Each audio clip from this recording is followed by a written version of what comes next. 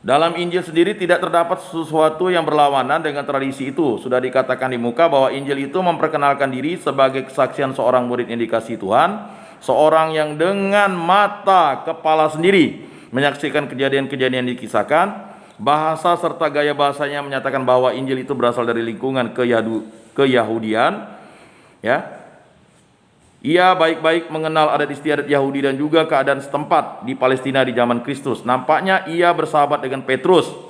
Bab 13 ayat 23 dan seterusnya, bab 18 ayat 15, bab 20 ayat 3 sampai 10, bab 21 ayat 20 sampai 23. Dan Lukas memberitahukan bahwa memanglah demikian halnya dengan Yohanes. Lukas bab 22 ayat 8, Kisah Para Rasul bab 3 ayat 1 sampai 4, kemudian ayat 11, bab 4 ayat 13, ayat 19, bab 8 ayat 14.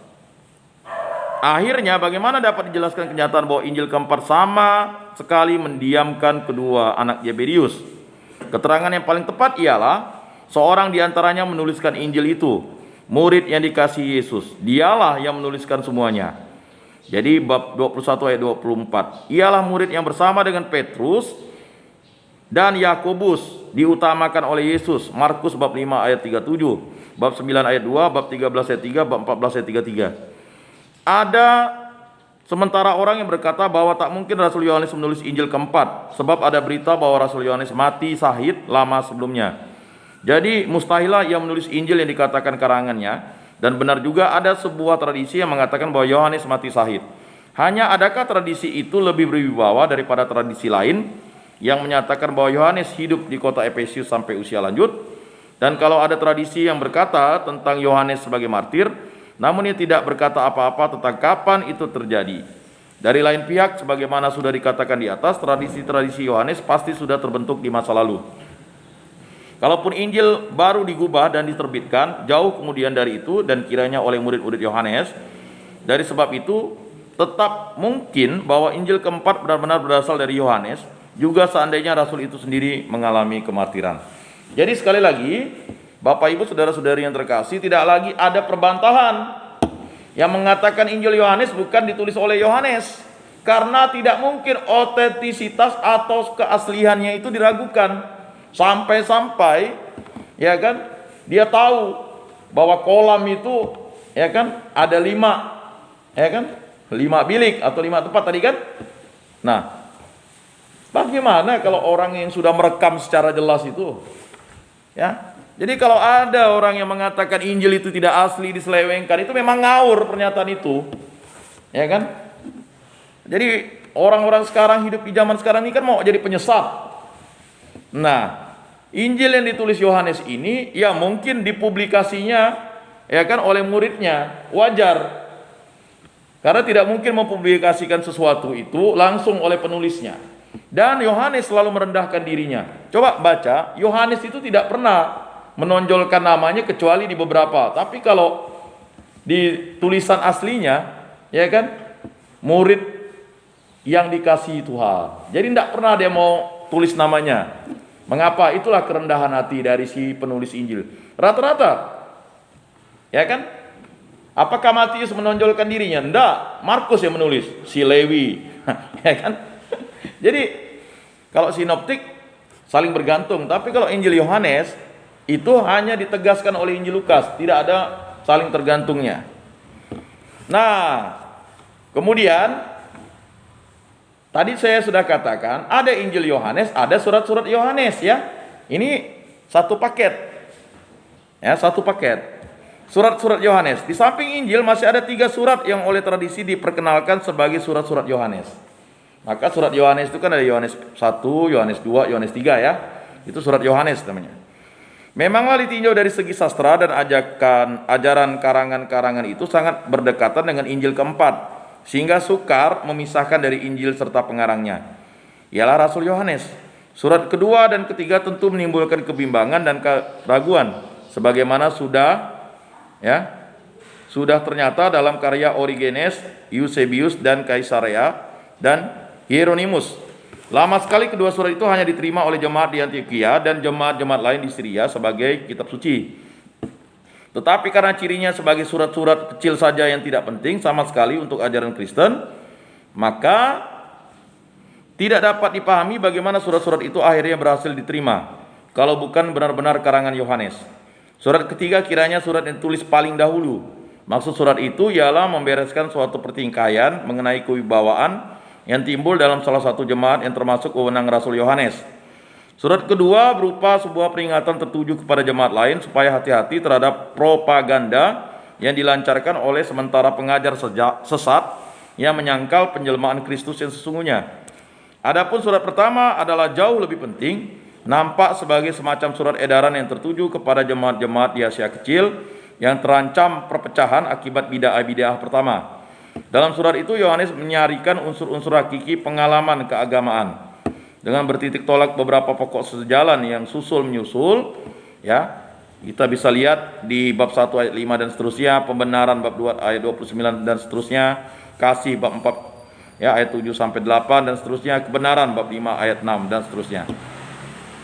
Ia memperlihatkan hubungan erat yang tidak terjalin antara kita sebagai anak Allah dan akhlak benar, yang tidak lain kecuali kesetiaan rangkap dua pada iman akan Kristus, anak Allah, dan pada kasih persaudaraan. Bagian dari kitab suci, catatan-catatan pada bab 1 ayat 3 dan ayat 4. Karena gaya bahasa dan ajarannya, maka surat inilah yang paling dekat dengan Injil. Maka surat pertama itu dikarang pada masa yang sama, tetapi tidak lagi dapat dipastikan apakah surat mendahului Injil atau sebaliknya. Nah, jadi jelaslah ya, kalau sudah dimasukkan dalam surat-surat Yohanes itu pastilah ditulis oleh Rasul Yohanes. Mari kita lihat strukturnya ya, Bapak-bapak, Ibu-ibu, saudara-saudari yang terkasih. Kita lihat struktur Yohanes itu. Ya. Kita lihat di Injil Yohanes. Ini suatu yang luar biasa. Firman yang telah menjadi manusia. Jadi ini adalah penjelasan kitab Kejadian yang memang menjadi suatu titik tolak di mana Allah itu berfirman dan semuanya jadi. Makanya Yohanes menjelaskan kesimpulannya, pada mulanya adalah firman. Jadi semuanya akibat firman. Dengan sekejap firman. Jadi ya, dalam kerangka untuk mengimani menjadi orang Kristen sejati itu kan Yesus katakan dua, ya kan? Kita tidak boleh hidup dari roti saja, tetapi dari firman, ya kan? Nah, tetapi ada kerangka berpikir sebagai orang Katolik apa yang harus dilakukan. Makanya untuk membangun rohani itu ada duit rohani namanya. D-nya itu doa dan firman, ya enggak? Jadi kalau kita berdoa terus lalu firmannya tidak kita baca, nanti bisa hambar kita. Makanya dalam misa itu kan jelas ada ibadat sabda, ya kan? Di itu kan rangkaiannya doa semua dan firman. Nah, lalu U-nya apa? Ya kan? Usaha dan pelayanan yang baik dan benar. Ada usaha dan pelayanan yang baik dan benar. Makanya tadi 5 tugas gereja itu liturgia, kerigma, ya kan, diakonia, metonia, ya kan? Ya kan? Koinonia, ya kan? Bukan metanoia ya, itu kembali kepada Allah ya. Nah, koinonia ya. Si Jo ketawa, berarti pakarnya nih. Boleh kita tanya itu metanoia itu, ya kan? Dan kerigma itu adalah 5 tugas gereja yang harus dilaksanakan oleh kita. Sebagai pengurus DPP, pengurus lingkungan dan penyuluh agama. Jadi kalau misalnya kita tidak ke gereja pada hari Minggu, hambarlah kita. Apa yang mau kita wartakan? Kalau kita tak baca kitab suci, ya kan, apa yang mau kita wartakan? Ya kan? Kalau kita tidak melayani, bergabung di lingkungan, aktif di lingkungan, mana persekutuannya? Ya kan? Misalnya disuruh, umat, perkaka, ya kan? Kewajibannya, ini kok kayak SPP katanya. Protes, nagih orang tak berutang. Ini umat ini berarti memang harus ada pewartaan Injil kepada dirinya. Ya kan? Mau disadarkan, bertobatlah, kerajaan Allah itu sudah dekat, ya kan? Begitu. Ya kan? Parkir, pergi beli bakso, mana ada bakso 10.000. Ya kan? Minimal 15.000. Cuman ini kan berat nih, ya kan? Tua lingkungan lagi, makanya pengurus lingkungan ujung-ujungnya merajuk, pendek tongkeng, ya kan? Lalu gara-gara itu mau meninggalkan gereja, tidak mau lagi terlibat. Tidak bisa. Memang pelayanan itu seperti itulah. Ya. Nah makanya ya cukup disayangkan memang pengurus lingkungan, pengurus DPP-nya ya minim, dan penyuluhnya juga. Ya. Jadi penyuluh ini menjadi suluh terang, suara yang berseru-seru seperti Yohanes Pembaptis gitu. Lalu dalam pelayanannya, ya inilah pelayanan. Banyak yang bertanya, vaksin 1, vaksin 2 yang dilakukan oleh paroki itu apa? Itulah aksi nyata dari BKSN. Coba baca Bulan Kitab Suci Nasional. Ya kan? Tadi Pak Awi langsung sharing. Kami di lingkungan mengumpulkan aksi nyata, misalnya beli beras. Itu puji Tuhan di lingkungan ya. Tapi di paroki masa kita melakukan hal-hal yang sudah dilakukan di lingkungan kan? Ya, yang kita lakukan adalah memfasilitasi umat dan masyarakat untuk bisa divaksin kan? Nah, 100% Katolik, 100% Indonesia, begitu. Ya. Jadi itulah kesaksian iman kita. Sehingga martiria. Ya. Kemarin ada 2 orang tidak bisa divaksin karena dia bilang COVID. Pergi dulu, yang menentukan vaksin kan bukan kami. Yang menentukan vaksin tuh ya kan petugas dari Ditkes Polda. Berhasil rupanya. Gembira dia. Ya kan? Nah, ini kan suatu fakta bahwa kita sebagai orang Katolik itu ya percuma kita berkuar-kuar seperti gong bunyinya, tapi kita tidak melaksanakan liturgi ya kerikma. Karena di luar gereja ya memang ya ajaran gereja itu diperhalus. Di luar gereja ada benih-benih keselamatan, ada benih-benih, tapi di luar Kristus tak ada keselamatan. Ya karena Kristus adalah Allah. Ya kan? Kalau orang percaya Kristus adalah Allah, di dalam Kristus itulah dia. Tapi di luar Kristus ya tidak ada keselamatan. Nah, gitu juga dalam 5 tugas gereja ini, ya, semua agama memang punya yang namanya pewartaan, entah apalah namanya kan. Yang kedua, ya kan? Yang kedua, ya pasti punya yang namanya persekutuan kan. Kemudian ada yang namanya pelayanan. Semua agama punya. Ada kesaksian, ya tidak mungkin tidak ada kesaksian. Tetapi apakah itu menguduskan? Tidak. Kita yakin dan percaya bahwa liturgia itu hanya ada pada Yesus Kristus. Siapa yang bisa menguduskan kita? Ya Yesus Kristus.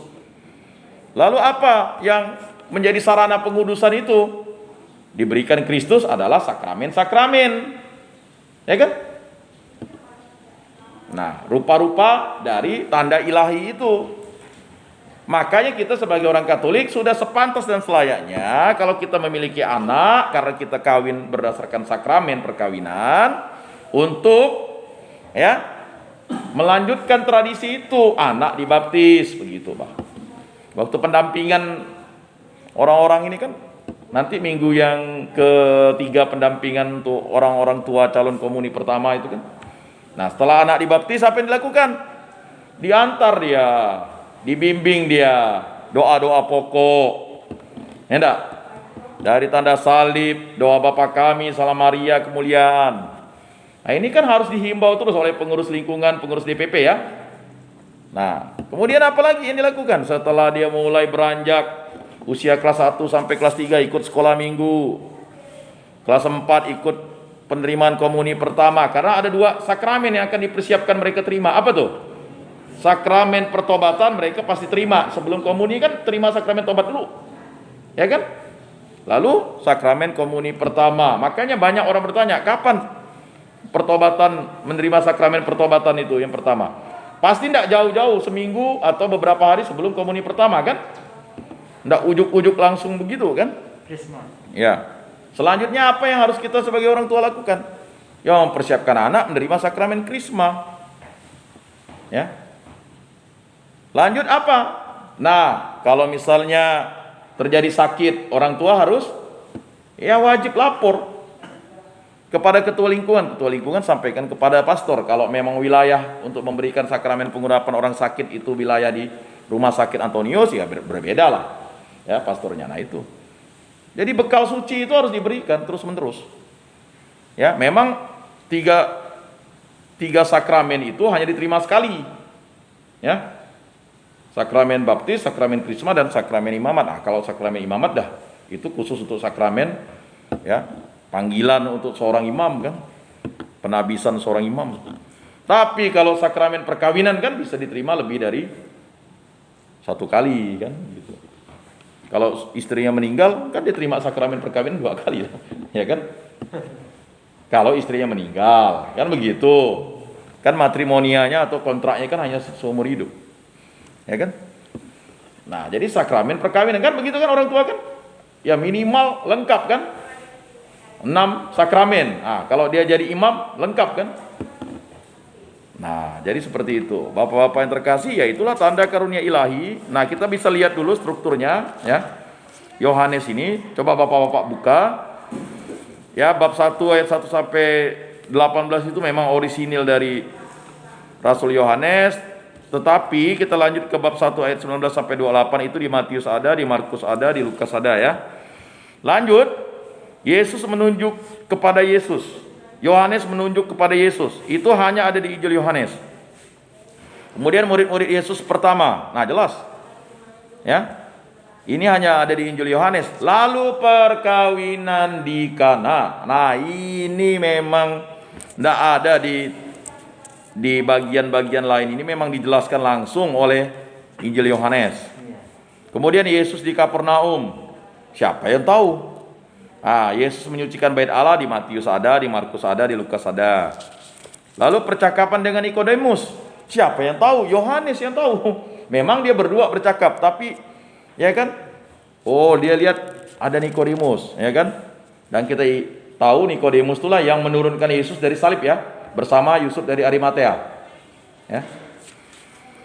Kemudian kesaksian Yohanes tentang Yesus. Nah, ini ya jelas. Ya. Lalu percakapan dengan perempuan Samaria, hanya ada di Injil Yohanes. Memang Injil ini sangat otentik. Kembali ke Galilea, siapa yang tahu, ya Pak? Ya kan? Para rasul, dan yang paling tahu adalah Rasul Yohanes. Yesus menyembuhkan anak pegawai istana, di Matius dicatat, di Lukas dicatat. Penyembuhan pada hari Sabat di kolam Bethesda. Nah, ini hanya ada di Injil Yohanes. Kemudian kesaksian Yesus tentang dirinya hanya ada di Injil Yohanes. Lanjut, Yesus memberi makan 5.000 orang. Matius ada, Markus ada, Lukas ada, ya kan? Kemudian Yesus berjalan di atas air. Matius ada, Markus ada. Orang banyak mencari Yesus, hanya ada di Injil Yohanes. Roti hidup hanya ada di Injil Yohanes, ya. Kita lanjut lagi. Lalu murid-murid yang mengundurkan diri di Galilea. Ini ada murid-murid yang mengundurkan diri nih. Ya, itu hanya ada di Injil Yohanes. Lalu pengakuan Petrus, Injil Yohanes. Yesus pergi ke Yerusalem untuk hari raya Pondok Daun, hanya ada di Injil Yohanes. Kemudian kesaksian Yesus tentang dirinya, ini hanya ada di Injil Yohanes. Pertentangan tentang asal Yesus ada di Injil Yohanes. Air sumber hidup hanya ada di Injil Yohanes. Yesus dibela oleh Nikodemus. Nah, ya kan? 2 kali kan? Ya. Percakapan dengan Nikodemus langsung Yesus dibela oleh Nikodemus, hanya ada di Injil Yohanes. Perempuan yang berzina hanya ada di Injil Yohanes. Yesus adalah terang dunia, hanya ada di Injil Yohanes. Yesus bukan dari dunia, ada di Injil Yohanes, ya.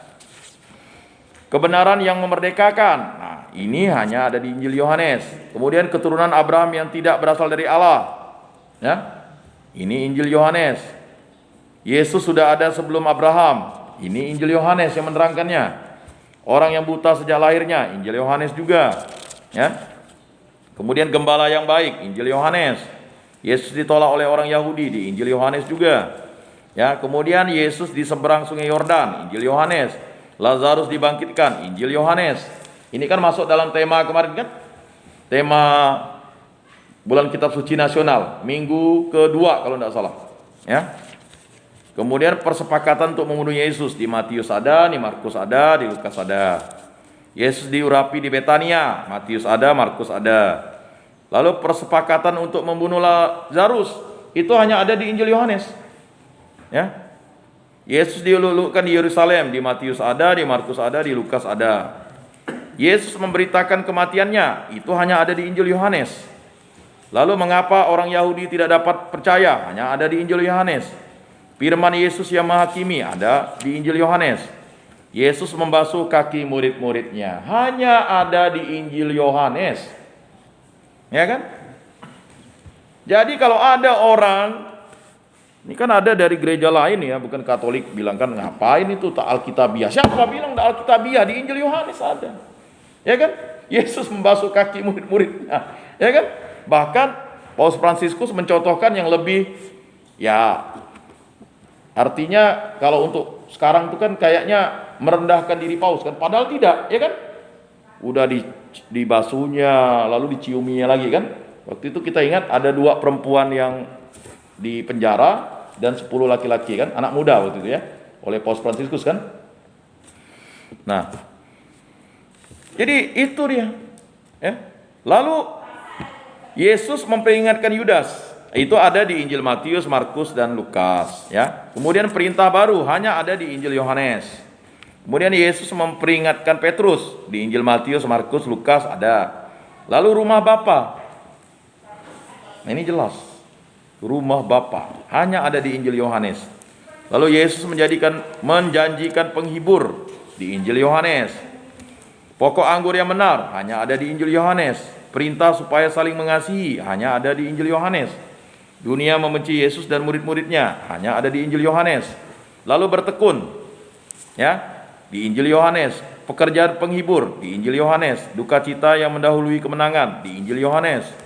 Kemudian doa Yesus untuk murid-muridnya. Bayangkan doa Yesus untuk murid-muridnya hanya ada di Injil Yohanes. Siapa yang tahu doa Yesus kalau tidak Yohanes? Ya kan? 3 murid yang selalu menyertai Yesus.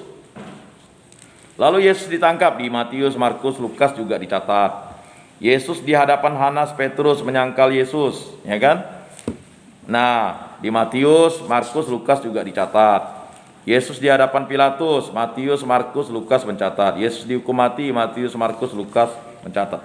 Nah, ini Yohanes, Matius, Markus, Lukas itu tak bisa terbantahkan ya. 4 Injil menulis ini, peristiwa ini. Jadi siapa lagi nih yang mau membengkokkan lagi ajaran? Ya, memang Yesus yang ditangkap. Ya, kurang apa lagi kesaksian tuh? Minimal kan 2, ini 4. Ya kan? 2 dari murid Rasul langsung, ya kan? 2 dari, ya kan? Murid ya, murid Yesus tetapi tidak langsung, dia tidak rasul gitu, Pak. Ya kan? Dia dari muridnya Petrus dan muridnya Paulus kan. Kurang apa lagi? Lalu Yesus disalibkan. Nah, ini siapa lagi yang membantah, membelokkan? Yang disalibkan itu bukan Yesus. Yesus disalibkan. Ini Matius, Markus, Lukas, Yohanes mencatat. Masih lagi kita sebagai orang Kristen masih lagi bimbang pula. Ya enggak? Ini mau ditekankan ke umat Kristen, umat Katolik nih. Masih lagi dengar pemberitaan yang lain. Nah, ini jelas. Kemudian Yesus wafat atau Yesus mati. Yang kemarin ditanya Pak Simpson, kok kata-katanya tidak sopan, Yesus mati. Ya kan? Kok tidak tulis Yesus wafat? Ya kan? Kata mati dan wafat ini kan memang penggunaannya itu sesuatu yang, ya kalau tata bahasa lebih tepat Yesus meninggal dunia. Tapi kalau Yesus meninggal dunia nanti orang tidak ngerti. Ya kan? Karena bahasa Inggris tuh ya dead, tidak ada lagi kata lain tuh. Indonesia banyak kata, ada gugur lah, tewas lah. Nah, yang paling parah mampus kan susah. Ya kan? Ya kan? Banyak. Yang paling sangat bagus tuh kan meninggal dunia kan. Kalau mangkat untuk raja katanya. Padahal Yesus mangkat. Oh, berpulang kemana ya kan? Nah, di situ jelas. Matius, Markus, Lukas mencatat. Lalu lambung Yesus ditikam. Yohanes yang menyaksikan, karena Yohanes tidak pernah, ya dia bersama Bunda Maria bersama-sama. Dia menyaksikan lambung Yesus ditikam. Ya kan? Kemudian Yesus dikuburkan. Matius, Markus, Lukas mencatat. Kebangkitan Yesus, Matius, Markus, Lukas mencatat. Yesus menampakkan diri kepada Maria Magdalena. Ini Yohanes. Mengapa? Karena Yohanes ya tahu bahwa Yesus ya kan menampakkan diri itu dari Maria Magdalena. Maka dia berlari dengan secepat-cepatnya kan, meninggalkan Petrus kan, abang sepupunya kan dah tua. Yesus menampakkan diri kepada murid-muridnya. Lukas, nah ini tadi yang dikatakan Lukas ini mencatat. Berarti Lukas mengambil, ya kan, pasti kesaksian dari Santo Paulus atau memang langsung dari Rasul Yohanes. Karena waktu perjumpaan, ya kan, Santo Lukas berjumpa dengan Santo Yohanes mungkin, ya kan. Nah, tetapi kalau memang mau digali lebih dalam, ada tradisi gereja yang bisa kita dalami. Ya mudah-mudahan kita pergi ke Vatikan lah kan. Tapi ada bacaan-bacaannya ya. Ada sumber-sumber literatur yang disimpan, ya itu kan. Kemudian Yesus menampakkan diri kepada Thomas. Ini hanya di Injil Yohanes loh yang mencatat ini. Mengapa Yohanes mencatat? Karena ya kan, ini kan kisah para rasul. Ya. Santo Petrus pun tidak ada ngomong ke Markus ya. Betul tidak? Ya kan? Santo Paulus apalagi misalnya kan tidak menyampaikan itu. Karena ini kewibawaan para rasul. Di antara para rasul rupanya ada yang, ya kan? Sebenarnya Thomas bukan tidak percaya. Thomas percaya tapi kok aneh. Di antara semua para rasul kok dia lalu, ya kan? Dia tidak percaya kepada perkataan kawan-kawannya. Lalu maksud Injil dicatat. Ini hanya Yohanes. Yesus menampakkan diri kepada murid-muridnya di pantai Danau Tiberias. Ini hanya Yohanes karena memang kesaksian Yohanes. Lalu gembalakanlah domba-dombaku. Ini pesan amanat agung, ini hanya Injil Yohanes. Lalu murid yang dikasih Yesus, barulah cerita. Tapi tidak tulis Yohanes kan? Murid yang dikasih Yesus. Lalu kata penutup, ya. Masih banyak hal-hal lain lagi yang diperbuat oleh Yesus, tetapi jikalau semuanya itu harus ditulis satu persatu, maka agaknya dunia ini tidak dapat memuat semua kitab yang harus ditulis itu. Jadi kalau orang berbantah-bantahan, ngapa itu tak tertulis di dalam kitab suci, ada yang tidak dituliskan, tapi sebenarnya ditulis dalam tradisi suci, gitu Bang. Walau semuanya ditulis hal-hal yang tidak penting-penting, ini kan yang ditulis, ini kan dicatatkan yang penting. Tipis kan sebenarnya? Kalau perjanjian lama itu tebal, sedangkan perjanjian baru itu tipis. Nah, jadi bapak-bapak yang terkasih dan ibu-ibu yang terkasih, ya. Jadi demikianlah ya untuk bulan Kitab Suci Nasional, ya. Nanti menurut Pak Ikwani bolehlah kita melangsungkan pendalaman Kitab Suci lagi karena penting, ya. Jadi mungkin Jumat depan tetap ada ya Pak ya. Ya, sebagai bentuk studi kita atau bersama-sama sharing iman. Ya, minggu depan kita kisah para rasul lah untuk pengantarnya. Karena begini, sayang juga kita diberikan buku yang bagus ini, kitab suci yang bagus ini tidak disampaikan, tidak diwartakan. Ini lalu jadi hanya ditaruh di lemari, nanti tidak dibacakan kan? Nah, kemudian ini kita rekam, memang silakan bagi yang ingin mengikutinya di YouTube kembali silakan. Sekali lagi kalau jika ada yang keliru, ada yang salah, mohon dimaafkan. Jadi pada bulan Kitab Suci Nasional nanti tahun depan pun kita akan adakan lagi. Semoga para pengurus lingkungan, pengurus DPP, para penyuluh itu ikutlah. Ya kan? Jadi nanti kita ini lalu mewartakan Yesus itu tanpa liturgia, tanpa kerikma, lalu tanpa diakonia, tanpa koinonia, lalu maunya martiria. Bersaksi. Ya kan? Ya kan 5 tugas gereja itu harus dilaksanakan. Ya. Nah, mari kita tutup dalam doa pertemuan kita ini, ya. Tuhan memberkati, menyertai dan melindungi kita selalu. Salam kasih, damai dan sejahtera. Salam. Mari kita tutup dalam doa.